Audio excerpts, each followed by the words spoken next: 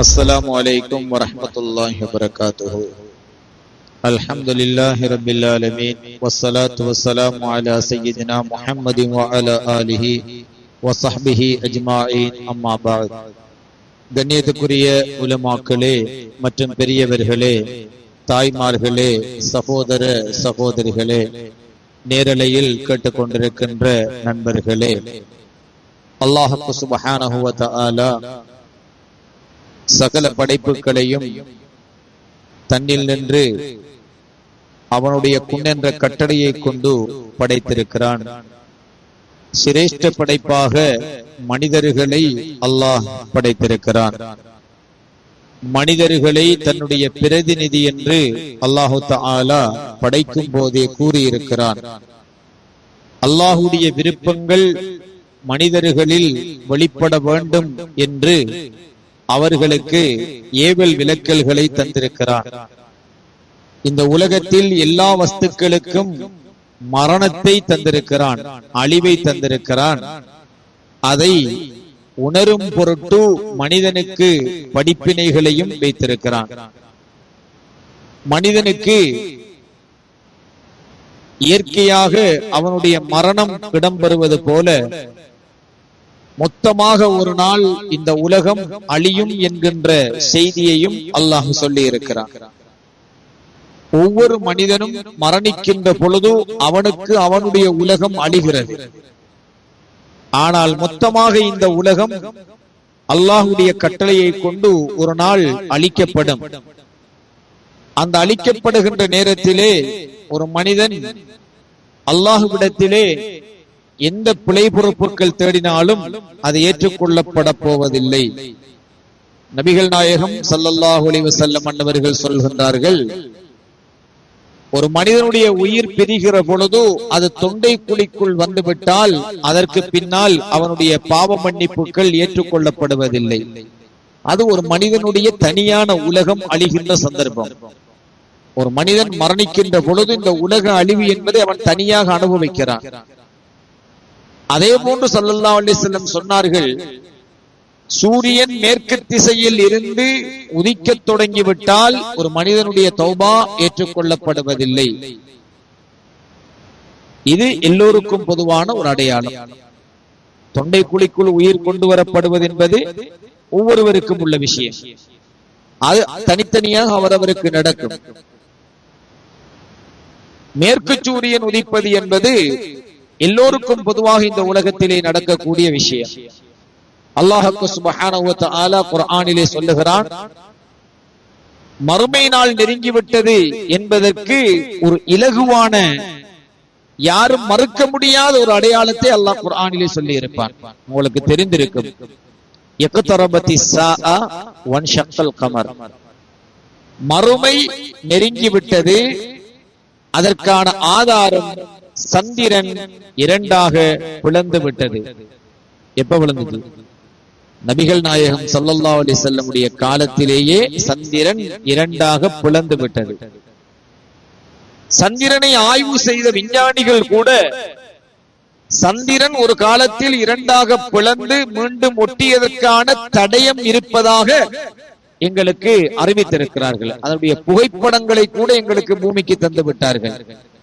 இதற்கு பிறகும் ஒரு மனிதன் நம்பாமல் இருக்க முடியுமா? இல்லை.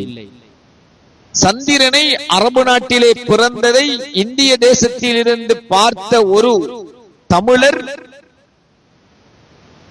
நாயகம் ஸல்லல்லாஹு அலைஹி வஸல்லம் அவர்களை நேரடியாக சந்திக்க சென்று சஹாபியாக மாறியிருக்கிறார். உங்களுக்கு தெரியும், சேரமான் பெருமாள் அவர்கள். சேரமான் பெருமாள் அவர்கள் தன்னுடைய அரச மாளிகையில் தன் மனைவியோடு இருக்கிற பொழுது சந்திரன் இரண்டாக பிளப்பதை காணுகிறார். கேரளாவுக்கு கிட்டவாக இருக்கக்கூடிய ஒரு ஊர், கொடுங்கல்லூர் என்கின்ற ஊர். அவர் அந்த சந்திரன் பிளந்ததை பார்த்துவிட்டு அதனுடைய விளக்கத்தை அறிய அவர் ஆசைப்பட்டிருக்கின்ற பொழுது அந்த காலத்திலேயே வர்த்தகத்தில் உலகம் பூராக செல்லுகின்ற வழக்கம், குறிப்பாக இந்த தெற்காசியா அல்லது மத்திய கிழக்கு பகுதிகளுக்கு செல்லுகிற வழக்கம் அரபிகளுக்கு மத்தியிலே இருந்தது. அரபிகள் இந்தியாவுக்கு இலங்கைக்கெல்லாம் சீனாவுக்கெல்லாம் இந்த வர்த்தக ரீதியான போக்குவரத்தை வைத்துக் கொண்டிருந்தார்கள். அப்பொழுது இந்தியாவுக்கு வந்த அரபிகளிடத்திலே கேட்டார் மன்னர், இப்படி சந்திரன் இரண்டாக பிளந்தது ஒரு அற்புதத்தை பார்த்தோம், உங்கள் தேசத்திலும் தெரிந்ததா என்று கேட்டார்கள். அதற்கு அவர்கள் சொன்னார்கள், ஆம் எங்களுக்கும் தெரிந்தது. என்ன நடந்தது என்று கேட்டார்கள். இப்படி இறுதி தூதர் நபிகள் நாயகம் ஸல்லல்லாஹு அலைஹி வஸல்லம் வந்திருக்கிறார்கள். தான் நபி என்பதை நிரூபிக்க எதிரிகள் கேட்டதற்கு இணங்க சந்திரனை இரண்டாக பிளந்து காட்டினார்கள். அப்படியா? அந்த நபிகள் நாயகம் இருக்கிறார்களா? ஆம் இருக்கிறார்கள். சேரமான் பெருமாள் அவர்கள் என்ன செய்கிறார்கள்? இந்தியாவில் இருந்து ஸல்லல்லாஹு அலைஹி வஸல்லம் அவர்களை சந்திப்பதற்காக மதீனா நகருக்கு செல்லுகிறார்கள். மதீனா நகருக்கு சென்று ஸல்லல்லாஹு அலைஹி வஸல்லம் அவர்களை நேராக கண்டு இஸ்லாத்தை தழுவி ஒரு வரலாற்றின்படி அவர்களுக்கு தாஜுத்தீன் என்று பெயர் நபிகள் நாயகம் ஸல்லல்லாஹு அலைஹி வஸல்லம் அவர்கள் சூட்டியதாக ஒரு வரலாறு இருக்கிறது. அப்ப இந்த சந்திரன் பிளந்த என்கிற விஷயம் விஞ்ஞானிகளால் நிரூபிக்கப்பட்ட விஷயம். தமிழ் ஒரு சகோதரர், தமிழர்களில் ஒருவர் ஸல்லல்லாஹு அலைஹி வஸல்லம் அவர்களை நேரடியாக அந்த காலத்தில் அற்புதத்தை கண்டு நேரடியாக சென்று இஸ்லாத்தை தழுவி இருக்கிறார்கள். அவர் இஸ்லாத்தை தழுவி கொண்டு வருகின்ற பொழுது ஓமான் நாட்டிலே சலாலா என்று சொல்லக்கூடிய இடத்தில் வைத்து, சலாலா வரைக்கும் தரைமார்க்கமாக வர முடியும், சலாலாவில் இருந்து படகு மூலமாகத்தான் அவர் இந்தியாவுக்கு வர வேண்டும். சலாலா என்கின்ற இடத்துக்கு அந்த துறைமுகம் இருக்கின்ற ஊருக்கு வருகிற பொழுது அவர்கள் அந்த இடத்திலே அவர்களுக்கு இயலாமலாகி அந்த இடத்திலேயே வஃபாத்தாகி இன்றும் அங்கே அவர்களுடைய ஜியாரம் இருக்கிறது. அந்த ஜியாரத்துக்கு மலிக்குல் ஹிந்த், இந்திய மன்னர் என்று அங்கே அடையாளப்படுத்தி வைத்திருக்கிறார்கள் சலாலாவிலே. அங்கு சென்றவர்கள் சொல்கிறார்கள், பலரும் வரலாறுகளிலும் வருகிறது, சேரமான் பெருமாள் ரலியல்லாஹு அன்ஹு சஹாபி அவர்கள் பிரார்த்தனை ஒன்று கேட்டார்களாம். இந்திய தேசத்தை போல, அதாவது கேரளாவை அண்டிய இந்திய தேசத்தை போல இந்த மண்ணையும் இறைவா ஆக்கிவிடு என. கேரளாவுல கனி வர்க்கங்கள், குறிப்பாக அந்த வாழைப்பழம் உற்பத்திகள் பல வர்க்கங்கள் கூடுதலாக இருக்கும், அதுபோல இந்த மண்ணையும் ஆக்கிவிடு என்று அவர்கள் பிரார்த்தித்ததன் விளைவாக இந்தியாவில் இருக்கின்ற கேரளாவை ஒரு குட்டி கேரளாவாக பார்க்க வேண்டும் என்றால் ஓமானிலே இருக்கின்ற சலாலா என்கின்ற அந்த பிரதேசத்தை, ஊரை போய் பார்த்தால் அந்த அளவுக்கு இந்தியாவில் இருப்பது போன்று குட்டி குட்டி பழக்கடைகள் எல்லாம் பார்த்தால் நம்ம இந்தியாவில் இருக்கிறோம் என்கின்ற ஃபீலிங் வரக்கூடிய அளவுக்கு அங்கே இருக்கும் என்று சொல்லுவார்கள் சென்றவர்கள். நம்ம இன்னும் போகல, போனாக்கள் சொல்றாங்க. சரி, அப்ப அந்த மன்னருடைய வரலாறு அதுதான். சேரமான் பெருமாள் அவர்களுடைய நினைவாக இந்தியாவிலே கேரளாவுக்கு அண்மித்த பகுதியில் கொடுங்கல்லூர் என்கின்ற இடத்திலே ஒரு பள்ளிவாசலை கட்டுவதற்கு அவர்கள் அவர்களுடைய தோழர்களை சொல்லி அனுப்பினார்கள்.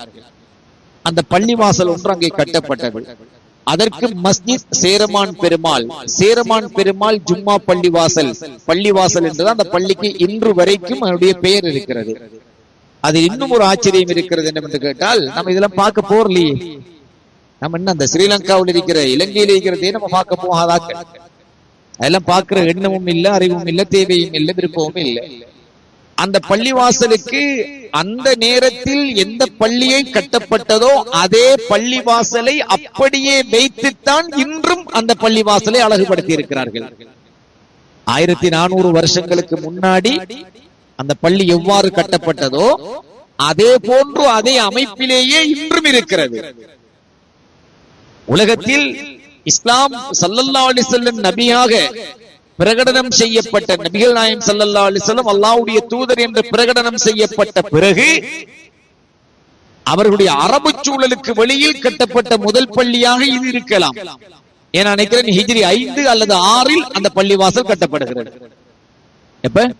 ஹிஜ்ரி 5 அல்லது 6 இந்த சம்பவம் நடந்த காலம் இது. அப்ப ஸல்லல்லாஹு அலைஹி வஸல்லம் ஹயாத்தோடு இருந்த கால பகுதி அது. அந்த பள்ளிவாசலுக்கு இன்னும் அந்த பழமையை வைத்திருக்கிறார்கள். என் கீழக்கரையில் இருந்து இலங்கைக்கு வந்தவர்கள் யாழ்ப்பாணத்திலே இந்த நெய்னா தீவோ ஏதோ ஒரு தீவு ஒன்று ஒரு ஊர் இருக்கிறது, அந்த ஊரில் கட்டிய பள்ளிவாசல் கூட இன்னும் பழமை மாறாமல் இருக்கிறது. அந்த பழமைகளை பாதுகாப்பது அது விஷயம் தெரிஞ்சாக்களுக்கு தான் தெரியும். காசு இருக்குன்னு சொல்லி போட்டு பள்ளியெல்லாம் உடைச்சி தரமட்டமாக்கி போட்டு பழசையெல்லாம் கொத்தி எறிஞ்சு விட்டு புதுசா வச்சு கட்டுற, அது வரலாறு இல்லை, பரக்கத்தும் இல்லை. கடந்த பறக்கத்து அதுல இல்ல, அதுக்கு புறவு பறக்கத்து வந்தா வந்துகிட்டு போறதுதான். இந்த பழைய மிம்பர்களை உடைக்கிறது, கொத்தி எறிகிறது, இது மாதிரியான விஷயங்கள் காசி திமிருல பலர் செய்கின்ற விஷயங்கள். அதுகளை அழகாக ஒரு புராதனமாக ஒரு வரலாறாக பாதுகாக்கிற விஷயத்தில் முஸ்லிம்கள் பலகீனமானவர்களாக இருக்கிறோம். அப்ப அந்த மன்னர் ஒரு கடிதத்தை எழுதி அனுப்புகிறார். நான் இஸ்லாத்தை தழுவிட்டேன், நான் இஸ்லாசமாக ஏற்றுக்கொண்டு என்னுடைய கூட்டத்தார்கள், என்னுடைய குடும்பங்கள், மக்கள் எல்லாம் இஸ்லாத்தை ஏற்றுக்கொள்ளுங்க ஒரு கடிதத்தை எழுதி கேரளாவுக்கு அனுப்பிவிட்டு அந்த மன்னர் அந்த ஓமானில் இருக்கின்ற சலாலா என்கிற ஊரிலேயே வபாத்தாகிவிடுகிறார்கள். அப்ப எக்குத்தரபத்தி சாஅ வன்ஷக்கல் கமர், மறுமை நெருங்கி விட்டது, சந்திரன் இரண்டாக பிளந்து விட்டார். அந்த சந்திரன் இரண்டாக பிளந்தது என்பது மறுமையினுடைய மிக பிரதானமான அடையாளம். இதுக்கு அங்கெல்லாம் அடையாளம் தேவையில்லை. இறுதி நபியாக நபிகள் நாயகம் ஸல்லல்லாஹு அலைஹி வஸல்லம் மன்னவர்கள் இந்த உலகத்திற்கு வந்தார்கள் என்பதே மறுமை நாளுடைய அடையாளம் தான். ஆகிரு ஜமான் நாயகம் ஸல்லல்லாஹு அலைஹி வஸல்லம் அவர்களுக்கு அல்லாஹ் கொடுத்திருக்கிற விஷயம் என்னன்னு கேட்டால், கடைசி காலத்துக்கு ரசூலாக அவர்களை அனுப்புவேன் என்று அல்லாஹ் தஆலா சொன்னார்.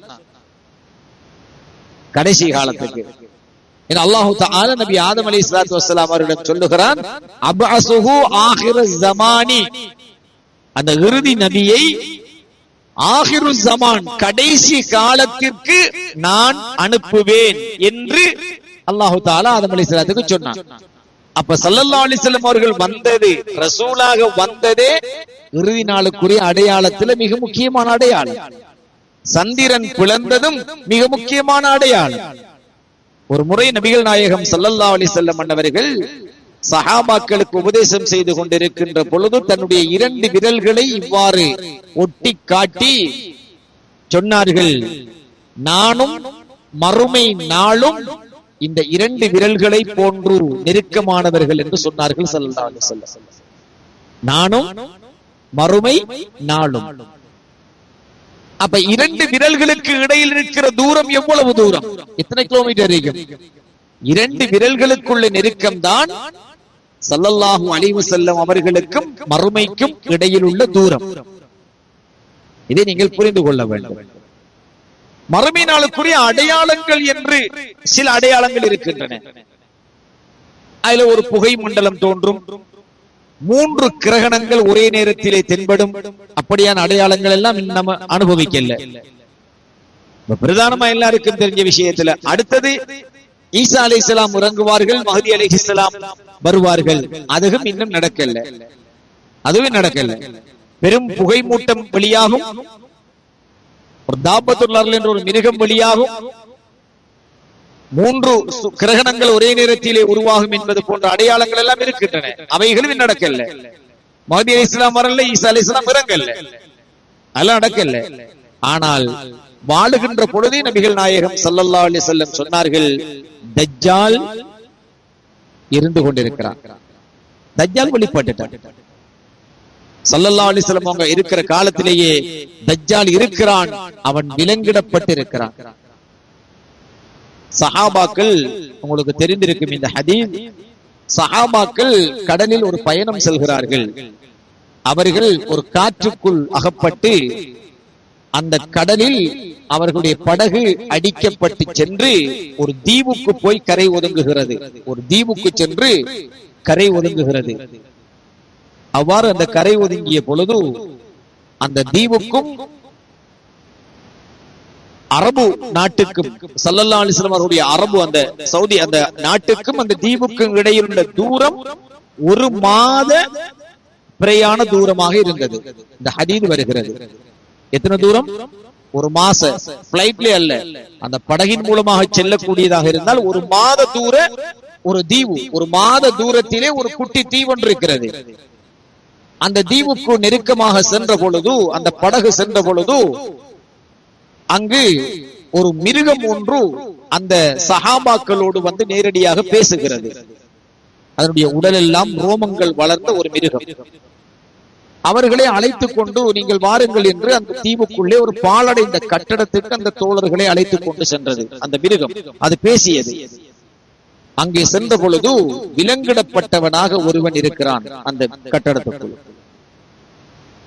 அந்த விலங்கிடப்பட்டவன் மதீனாவை பற்றி எல்லாம் விசாரிக்கின்றான். சில ஈச்சம் தோட்டங்களை பற்றி, சில நதிகளை பற்றி எல்லாம் விசாரிக்கின்றான்.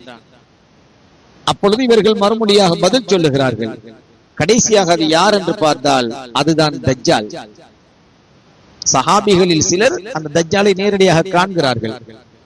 ஸல்லல்லாஹு அலைஹி வஸல்லம் இடத்திலே பின்னர் அவர்கள் மீண்டு வந்த பிறகு இந்த செய்தியை சொல்கிறார்கள். தஜ்ஜால் எந்த காலத்தில் இருக்கிறான்? ஸல்லல்லாஹு அலைஹி வஸல்லம் காலத்தில் இருந்தே தஜ்ஜால் இருக்கிறான். ஒரு நாள் நபிகள் நாயகம் ஸல்லல்லாஹு அலைஹி வஸல்லம் அவர்கள் தன்னுடைய மனைவியிடத்திலே பதட்டம் அடைந்தவர்களாக ஒரு செய்தி, உறங்கி எழுந்தவர்கள் பதட்டம் அடைந்த முகத்தோடு ஒரு செய்தியை சொல்கிறார்கள். சொன்னார்கள் தெரியுமா? யஜூஜ் மௌஜூஜ் கூட்டத்தார்களுக்கு துல்கர்னைன் அலைஹிஸ்ஸலாம் ஒரு அணைக்கட்டு கட்டி தடுத்தார்கள். அந்த கட்டிலே ஒரு சிறிய துளை விழுந்து விட்டது என்று கையால் காட்டினார்கள் ஸல்லல்லாஹு அலைஹி வஸல்லம். ஒரு சிறு துளை விழுந்து விட்டது. அவர்களுடைய ஃபித்னா இனி காலம் போக போக ஆரம்பிக்க போகிறது என்று சொன்னார்கள். அப்ப யஜூஜ் மௌஜூஜும் கூட ஸல்லல்லாஹு அலைஹி வஸல்லம் வாழுகிற பொழுதே என்ன செய்து விடுகிறது? அவர்களுடைய கட்டு துளையிடப்பட்டு விட்டது என்று ஸல்லல்லாஹு அலைஹி வஸல்லம் காலத்திலேயே அறிவிக்கப்பட்டு விட்டது. அந்த அம்பட்டோட தான் இருக்குமா இந்த 1400 வருஷத்துக்கு? எனவே அந்த அடையாளமும் ஆரம்பித்து விட்டது. நாயகம் ஸல்லல்லாஹு அலைஹி வஸல்லம் இரண்டாவது மனைவி ஸைனப் நாயகி ரலியல்லாஹு தஆலா அன்ஹா. பயந்த சுபாவம். யாரும் விளையாட்டாக ஏதாவது சொன்னாலும் டக்கென்று நம்பக்கூடியவர்கள். ஒரு நாள் ஆயிஷா ரலியல்லாஹு தஆலா அன்ஹா, ஹஃப்ஸா ரலியல்லாஹு தஆலா அன்ஹா ரெண்டு பேரும் என்ன செய்யறாங்கன்னு கேட்டால், ஸைனப் நாயகி கிட்ட தஜ்ஜால் வந்துட்டான் என்று சொன்னாங்க. தஜ்ஜால் வந்துட்டான்னு விளையாட்டா சொன்னாங்க. சௌதா நாயகி பயந்து விட்டார்கள். சௌதா நாயகி பயந்து பக்கத்தில் இருந்த ஒரு பாலடைந்த ஒரு வீட்டுக்குள், குடிசைக்குள் ஓடி போய் ஒளிந்து கொண்டார்கள். அந்த குடிசை ஒட்டரை பிடித்ததாக இருந்தது. ஸல்லல்லாஹு அலைஹி வஸல்லம் வருகிற பொழுது சௌதா நாயகி தேடினார்கள், காணவில்லை. பார்த்தார்கள், கடைசியாக அந்த இடத்தில் இருக்கிறார்கள். என்ன நடந்தாங்க? தஜ்ஜால் வந்துட்டா நாயகமே என்று சௌதா நாயகி அவர்கள் ஸல்லல்லாஹு அலைஹி வஸல்லம் அவர்களுக்கு சொல்ல, ஸல்லல்லாஹு அலைஹி வஸல்லம் அவர்கள் இவர்கள் விளையாட்டாக சொன்ன விஷயம் தெரிந்து அதை ஸல்லல்லாஹு அலைஹி வஸல்லம் அவர்கள் அதை கோபித்து அதை கண்டித்தார்கள். ஆனால் தஜ்ஜால் வெளியாகவில்லை. ஆனால் தஜ்ஜால் இருக்கிறான். அப்ப யஜூஜ் மௌஜூஜ் இருக்குது, தஜ்ஜால் இருக்கிறான். அப்ப இந்த அடையாளங்கள் எல்லாம் ஸல்லல்லாஹு அலைஹி வஸல்லம் காலத்திலேயே சொல்லப்பட்டதாக ஹதீதுகளிலே பதிவு செய்யப்பட்ட விஷயங்கள். அப்ப மறுமைக்கு நம்மளுக்கு இடையில எவ்வளவு தூரம்? ஒரு தூரமும் இல்லை. ஸல்லல்லாஹு அலைஹி வஸல்லம் அவர்கள் மறுமையும் நானும் இரண்டு விரல்கள் எவ்வாறு நெருக்கமாக இருக்கிறதோ அது போல என்று எங்களுக்கு சொல்லி இருக்கிறார்கள். இன்னும் சில ஹதீதுகளில் இந்த உலகத்தின் வயது 7 என்று ஸல்லல்லாஹு அலைஹி வஸல்லம் சொல்லி இருக்கிறார்கள். இந்த உலகத்தினுடைய வயது 7 என்று சொல்லி இருக்கிறார்கள். 7 என்றால் ஒரு 7 நாட்கள். இந்த 7 நாட்கள் என்று சொல்லுவது 1000 வருடங்கள் ஒரு நாளாக கணக்கெடுக்கப்படுகிறது. 1000 வருடங்கள் ஒரு நாள். அப்ப 7 நாட்கள் எத்தனை வருஷம்? 7000 வருஷம் இந்த உலகத்தினுடைய காலம். அதுல நபிகள் நாயகம் ஸல்லல்லாஹு அலைஹி வஸல்லம் இந்த உலகத்தில் தோன்றுகின்ற பொழுதே சுமார் 5½ நாட்கள் கடந்து விட்டன. அதாவது 5000க்கு மேற்பட்ட வருடங்கள் முடிந்து விட்டது. மிஞ்சி மிஞ்சி ஒரு 1500 தாண்டக்கூடிய அளவு ஸல்லல்லாஹு அலைஹி வஸல்லம் மறைவுக்கு பிறகு இந்த உலகத்துக்கு காலம் இருக்க முடியும் என்று இமாம் ஜலாலுத்தீன் சுயூத்தி ரஹிமஹுல்லாஹ் போன்றவர்கள் அவர்களுடைய ஆய்வுகளில் நிறைய விஷயங்களை கொண்டு வருவார்கள். அதில் இது ஒரு செய்தி. இது அல்லாத வேறு செய்திகளையும் பல அறிஞர்கள் சொல்லி இருக்கிறார்கள். அப்ப நாம இப்ப வாழக்கூடிய காலம் ஸல்லல்லாஹு அலைஹி வஸல்லம் அவர்கள் இந்த உலகத்துக்கு பிறந்து இந்த வருடம் முடிவதோடு 1500 வருஷங்கள் ஸல்லல்லாஹு அலைஹி வஸல்லம் பிறந்த காலம் முடிவடைகிறது. 1500 ஹிஜ்ரி கணக்கு 1446. ஹிஜ்ரி கணக்கு பார்த்தோம் என்று சொன்னாலும் இன்னும் 54 வருஷம் தான் இருக்கும். அப்ப நம்ம இதை மட்டுக்கு மட்டா சொல்லல. ஏன்னா சில அறிஞர்கள் ஆய்வு ரீதியாக மட்டுக்கு மட்டாவும் சொல்லி இருக்கிறார்கள். இருந்தாலும் நாம சிந்திக்க வேண்டியது என்னவென்று கேட்டால், இக்தரபத்தி ஸாஆ, மறுமை நெருங்கிவிட்டது. கயாமத்தினால் நெருங்குகின்ற பொழுது சர்வ சாதாரணமாக இந்த உலகத்திலே கொலைகள் மலிந்துவிடும் என்றார்கள் ஸல்லல்லாஹு அலைஹி வஸல்லம். கொலைகள் மலிந்துவிடும். இன்று பாருங்கள், ஒரு சர்வ சாதாரணமாக இன்று வந்திருக்கின்ற ஒரு எலக்ட்ரிக் ஒரு பெட் மூலமாக ஒரு நுழம்பை அடிப்பதே ஆகுமா ஆகாதா என்று நாங்கள் சிந்திக்கின்றோம். நுழம்பு தொல்லைக்காக ஒரு பெட் மூலமாக கூடாது, அது சுட்டுக் கொள்றதுக்கான அனுமதி நம்மளுக்கு இல்லை, நம்ம அப்படி செய்யக்கூடாது. அது கூட ஆகுமாகாதா என்று சிந்திக்கின்ற இந்த உலகத்தில சின்ன சின்ன பறவைகளுக்கும் உயிரினங்களுக்கும் கருணை காட்டப்படுகின்ற நாய்களும் பூனைகளும் செல்ல பிராணிகளாய் வீடுகளில் வளர்க்கப்படுகின்ற இந்த யுகத்திலே மனித உயிர்கள் ஒரு சர்வசாதாரணமாக, அது முஸ்லிம்கள் என்றால் ஒரு சர்வசாதாரணமாய் கொன்று குவிக்கக்கூடிய ஒரு கொடுங்கோலான ஒரு காலத்திலே நாம் இருக்கிறோம். இந்த உலகத்தில் நீங்க வரலாறுகள் எடுத்து பாருங்கள். தன் ஆட்சிக்கு எதிராக வந்து விடுவாரோ என்ற பயத்தில் மூசா நபி என்று ஒருவர் தனக்கு எதிராக வந்து விடுவார் என்று பயந்த ஃபிரௌன் செய்த கொலைகளை விட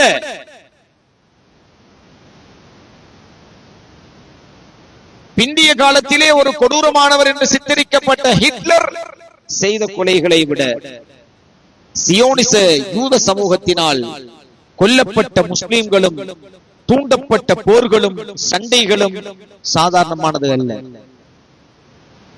பலஸ்தீனத்தில் மட்டுமல்ல, அதற்கு முன்னர் லிபியாவில், அதற்கு முன்னர் ஈராக்கில், அதற்கு பிறகு ஆப்கானிஸ்தானில் முஸ்லிம்கள் எங்கெல்லாம் வாழுகிறார்களோ அங்கு முஸ்லிம்களையே இரண்டு சாராராக பிரித்து இரண்டு சாராருக்கும் ஆயுதங்களை விற்பனை செய்து இரண்டு சாராரையும் சண்டை பிடிக்க வைத்து தங்களுடைய வர்த்தகத்தை வளர்த்துக் கொண்ட ஒரு கேவலமான ஒரு காலத்தில் நாம் இருக்கிறோம்.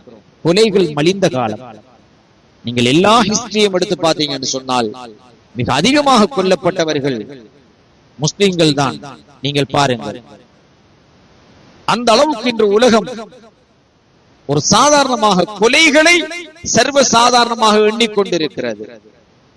ஒரு இஸ்லாமியன் இன்னொருவரை கொலை செய்கின்ற அளவுக்கு அவன் தூண்டப்படுகிறான் என்றால் அங்கே நிச்சயமாக அநீதமான கொலையாக, அது உரிமை போராட்டம் அல்லாமல் ஒரு அநீதமான கொலையாக இருக்கும் என்றிருந்தால் அதற்கு பின்னால் சியோனிச சக்திகள் இருக்கும் என்பதை நீங்கள் மறக்க கூடாது. சிரியாவை பாருங்கள், எல்லா தரப்புக்கும் ஆயுதங்களை வைத்து நாட்டிலே உலகத்தில் எங்காவது ஒரு மூலையில் சண்டை நடந்தால்தான் ஆயுத விற்பனைக்கு வருமானம் இருக்கு.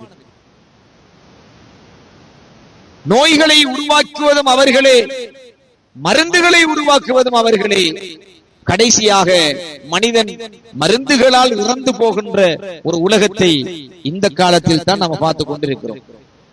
எனவே கொலைகள், மருத்துவ ரீதியான கொலைகள், யுத்தம் ரீதியான கொலைகள், உணவு ரீதியான கொலைகள், இன்று மனிதனுக்கு கொடுக்கப்படுகிற இது தரமான உணவு என்று விற்பனை செய்யப்படுகின்ற அதிகமான உணவுகள் மனிதனுடைய ஆயுளை குறைத்து கூடிய சீக்கிரம் அவனை மரணிக்க செய்யக்கூடிய உணவுகளாக இருக்கின்றன.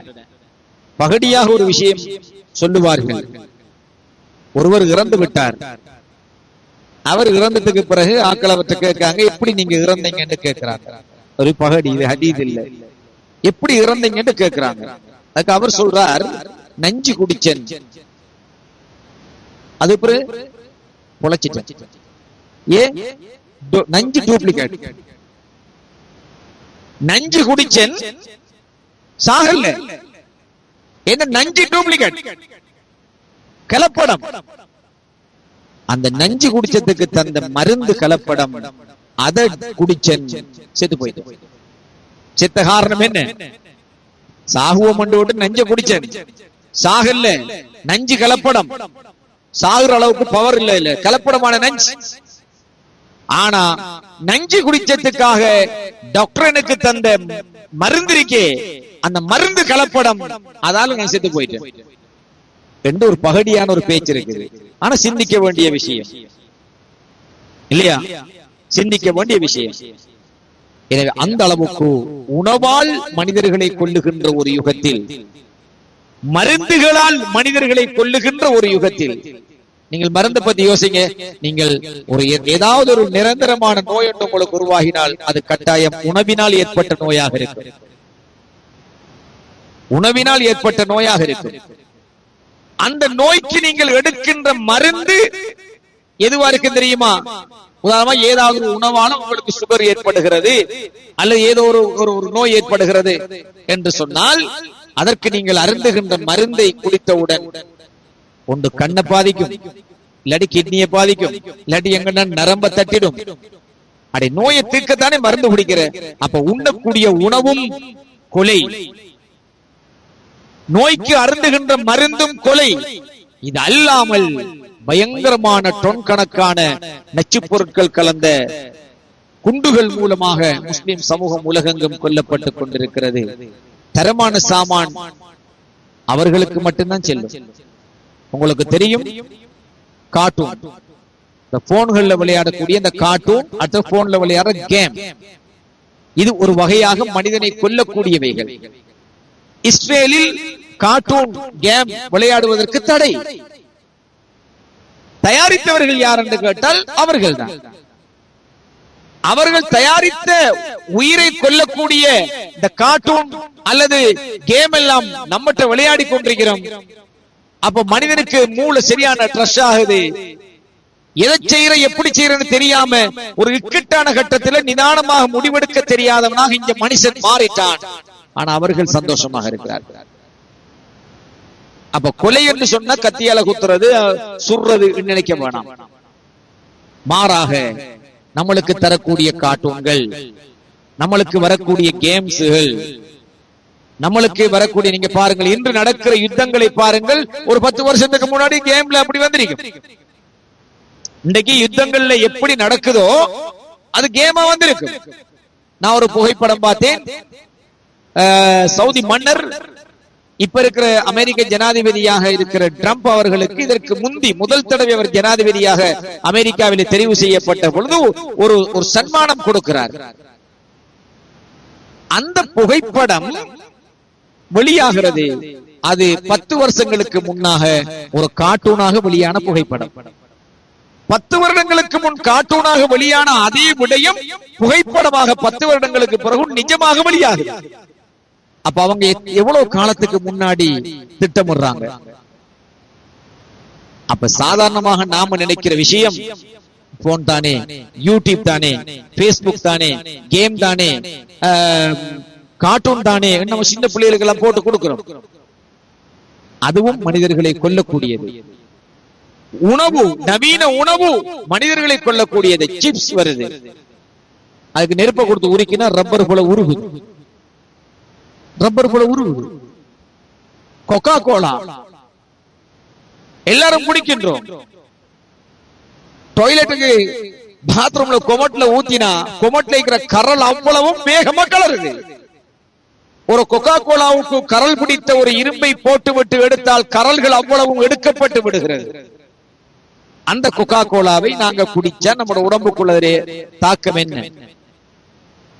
அப்ப உணவு ரீதியாக நாங்கள் கொல்லப்படுகிறோம், உணவால் கொல்லப்படுகிறோம், மருந்தால் கொல்லப்படுகிறோம், மட்டுமல்ல யுத்தங்களால் ஆயுதங்களாலும் கொல்லப்படுகிறோம். மறுமையின் அடையாளங்களில் ஒன்று கொலைகள் மலிந்து கிடக்கும். கொலைகள் மலிந்துவிடும். முஸ்லிம்களுக்கு மத்தியிலே மரணத்தை பற்றிய பயம் அதிகரிக்கும். மௌத்துக்கு நம்ம டாக்டர் பயம், மௌத்துக்கு நம்ம டாக்டர் பயம். உரிய சந்தன குச்சி கொளுத்தாதீங்க, அத்தர் தெளிக்காதீங்க, வீட்டு அத்தர் பூசாதீங்க, மனத்தா ஏதோ ஜின்கள் மலக்குகள் வீட்டுக்குள்ள வந்துருவாங்க, பயம் வேண்டா போல சொல்லக்கூடிய தாய் தகப்பனும் இருக்கிறார்கள். ஒரு பிள்ளை தொடர்ந்து குர்ஆன் ஓதினா தொடர்ந்து குர்ஆன் ஓதுறீங்க, என்ன ஜின் வந்து மூடிருமே, குர்ஆன் ஓதினா ஜின் மூடிரும் என்று சொல்லக்கூடிய ஆட்கள். பொதுவாக மரணத்துக்கு பயம், தயார் இல்லை. இப்போ ஒரு ஆள்கிட்ட கொடுத்து நீங்க மௌத்தா ரெடியான்னு கேட்டா இல்ல, நாளைக்கு பேங்க் செக் போடணும், விதைச்ச வெள்ளாம வெட்டல்ல, இன்னாரு காசு தரணும், நான் இன்னாரு காசு கொடுக்கணும், அப்ப ரெடி இல்லை. இஸ்லாம் சொல்லிச்சு கொடுக்கல் வாங்கல் செய்ய வேணாம், இஸ்லாம் சொல்லல. ஒரு நீதமான 2 சாட்சியாளர்களை வச்சு எல்லாத்தையும் எழுதி வச்சு கொள்ளுங்க. ஒருவேளை நீங்க மௌத்தாகினாலும் அந்த சாட்சியா இருந்தார்கள் அதை நின்று பார்ப்பாங்க. மௌத்துக்கு மனுஷன் தயார். அப்ப கொலைகள் அதிகரிக்கும், மரணத்தை மீதான பயம் மனிதர்களுக்கு மலிந்துவிடும். மறுமை நாளுக்குரிய அடையாளம். அப்ப அப்படியான ஒரு உலகத்தில தான் இப்ப நாம வாழ்ந்து கொண்டிருக்கிறோம். எனவே இந்த காலத்துல வீணான பிரச்சனைகளுக்குள்ள தலப்போடாம நம்மால் முடியுமான ஆகுமான சம்பாத்தியம், நம்மால் இயன்ற அளவு அல்லாஹுக்கான வணக்க வழிபாடுகள், நம்மளுக்கு நல்லது கிட்டதுக்காக நம்மளுக்கு ஒரு குடும்பம், இந்த 3ஓடு மட்டும் இந்த உலக வாழ்க்கையை நாங்கள் மட்டுப்படுத்திக் கொள்ள வேண்டும். அதுல வளர்ச்சி அடையலாம். பிசினஸ்ல நாங்க வளரலாம். மனசில் இருக்கணும், அல்லாஹ் வா என்று அழைத்தால் உடனே போவதற்கு தயாரா இருக்கணும். மரணம் ஏற்பட்டு விட்டால் எனக்கு பயம் இல்லை. என் கபருக்கு, என் ஆகிரத்தினுடைய மறுமைக்கு எல்லாம் கொடுத்து வச்சிருக்கிறேன். ஏழைகளுக்கு கொடுத்திருக்கிறேன், சதக்கத்துன் ஜாரியா செஞ்சிருக்கிறேன், பயம் இல்லை என்று சொல்லக்கூடிய அளவுக்கு நமக்கு தைரியம் இருக்கணும். அல்லாஹ் கிட்ட கால அவகாசம் கேட்கணும். யா அல்லாஹ், மௌத்தாயந்து பிறகு கேட்ட தரமாட்டான். அது அல்லாஹ் சொல்லிட்டான். மனிதன் லவுலா ஆகிரத்தனி இலா அஜலின் கரீப், கொஞ்சம் டைம் தாண்டி மௌத்தாயந்து பிறகு மனுஷன் கேட்பான்.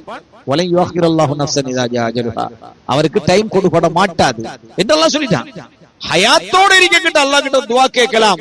யா அல்லாஹ், இந்த துனியாவுல நான் செஞ்சது காணா, இன்னும் கொஞ்சம் நான் செய்யணும், நான் இன்னும் கொஞ்சம் தொழணும், சதக்கா கொடுக்கணும், தான தர்மம் செய்யணும், இன்னும் கொஞ்சம் நன்மை செய்யணும், கொஞ்சம் இந்த உயிரை கொஞ்சம் இன்னும் கொஞ்சம் தாமதி, இன்னும் கொஞ்சம் காலம் என்ன வாழ விடு என்று அல்லாஹ் கிட்ட கேட்கலாம். நல்ல நோக்கத்துக்காக கேட்கிறேன். கேட்டு போட்டு மத்த வேலை பார்க்க கூடாது, கேட்டா அந்த வேலையை செய்யணும். அப்ப அல்லாஹ் தஆலா அதுக்குரிய கூலியை தருவான். எனவே அன்புக்குரிய சகோதரர்களே, மறுமை நெருங்கி விட்டது. எக்கத்தரபதி சாஆ, மறுமை நெருங்கி விட்டது. சந்திரன் பிளந்து விட்டது. ஸல்லல்லாஹு அலைஹி வஸல்லம் ரசூலாக வந்து விட்டார்கள். யஜூஜ் மௌஜூஜ் கூட்டத்தின் அணைக்கட்டிலே ஓட்டை விழுந்து விட்டது. தஜ்ஜால் தயாராக இருக்கிறான், வெளிப்பட்ட தன்னுடைய அதிகாரத்தை செலுத்துவதற்காக. தஜ்ஜால் வெகு சீக்கிரம் வருவான் என்று எதிர்பார்த்துக் கொண்டு யூதர்களும் காத்துக் கொண்டிருக்கிறார்கள். சியோனிஸ்டுகள் அவர்களுடைய தலைவர் ஒருவர் சமீபத்திலே வருவார் என்று காத்துக் கொண்டிருக்கிறார்கள். தஜ்ஜால், மஹ்தி அலைஹிஸ்ஸலாம், ஈசா அலைஹிஸ்ஸலாத்தினுடைய வருகை அண்மித்திருக்கிறது. எனவே நாம் இந்த உலகத்திலே ஹலாலான சம்பாத்தியம், நிம்மதியான குடும்பம், அல்லாஹ்வுக்கு பொருத்தமான வணக்க வழிபாடுகள் என்கின்ற 3 சிலபஸையும் சரியா பின்பற்றி எந்த நிமிடத்திலும் நான் மரணிக்க தயார் என்கின்ற உணர்வோடு நாங்கள் வாழ வேண்டும். இந்த சொற்பமான வாழ்க்கைக்குள்ள யாரையும் புண்படுத்தி விடாமல், யாருக்கும் இடையூறுகள் இல்லாமல், யாருக்கும் தன்னுடைய நாவினாலும் கரத்தினாலும் தீங்குகள் செய்து விடாமல் வாழ்வதற்கு முயற்சிப்போமாக. எல்லாம் வல்ல அல்லாஹ் நம் அனைவரையும் பொருந்திக் கொள்வானாக. அவனுக்கு சொந்தமான அடியார்களாய் எம்முடைய ஆகிரத்தின் கூலிகளுக்கு தயார்படுத்தல்களை செய்துவிட்டு மரணிக்கின்ற அளவுக்கு பொருளாதாரத்தையும் பாக்கியத்தையும் ஆயுளையும் அல்லாஹ் நம் அனைவருக்கு நீடித்து தந்தல் புரிவானாக. ஆமீன் யா ரப்பல் ஆலமீன். வல்ஹம்துலில்லாஹி ரப்பில் ஆலமீன்.